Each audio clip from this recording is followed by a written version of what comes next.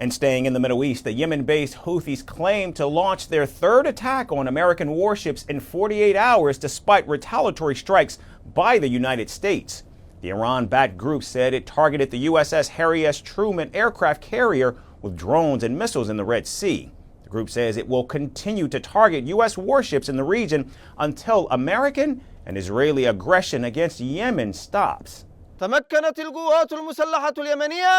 Over the past few hours, the Yemeni armed forces have successfully targeted the U.S. aircraft carrier USS Harry Truman in the northern Red Sea with 2 cruise missiles and 2 drones, and targeted a U.S. destroyer with a cruise missile and 4 drones.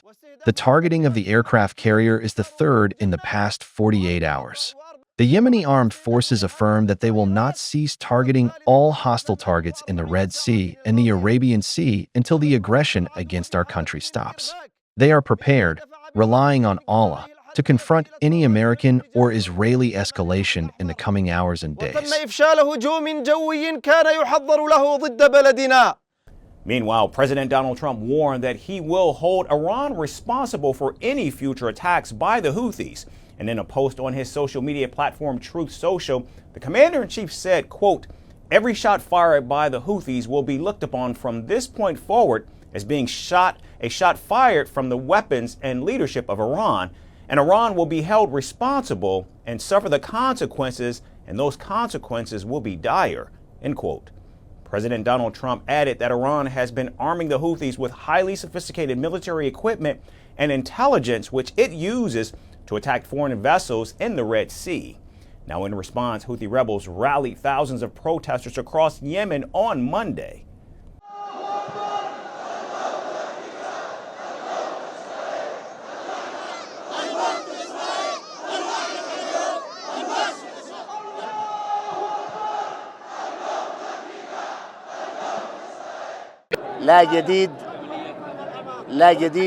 It is not new. It is not new what the American aggression is doing against the Yemeni people. We have experienced them, and we experienced their lies, their deception, and their involvement that is just a show. Donald Trump feels that he is threatening the world with his talks and words. But hell, he is the one who will fall into hell, God willing. The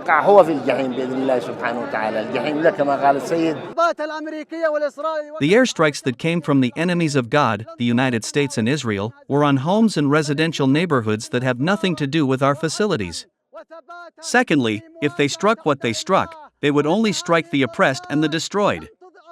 They have what to lose, and we have for them hell, the inferno, and the support of God in His resurrection by our hands, the hands of the believers.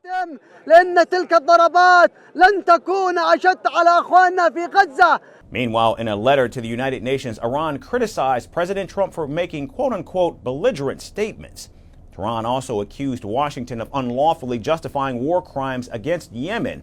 Backed by Iran, Houthis have attacked over 100 merchant vessels from November of 2023 to January of this year. The attacks were aimed at expressing support for their Palestinian ally Hamas amid Israel's war on Gaza. Now, the Houthi rebels halted their campaign once a ceasefire took effect in Gaza just 2 months ago. However, last week the Iranian proxy group said it would resume targeting Israeli ships in the region, prompting the U.S. to launch a series of deadly attacks. Do you think that Ukraine is at its weakest position? This war is not about Ukraine. Do you believe that your president was insulted? Yes or no question. Is Ukraine prepared to pay the price for that peace? No compromises at the cost of territorial integrity and sovereignty. Diplomacy will work? Yes. Do you think Russia will give up the territory if there is no ceasefire? Do you propose to keep fighting? We are ready to resist. Do you think there will be peace? Many countries gave us 3 days. President Trump said you don't have any cards. We do not have another choice. How do you keep fighting? You ask me once again the same question. Because you've not answered my question. We have enough capacities to keep fighting.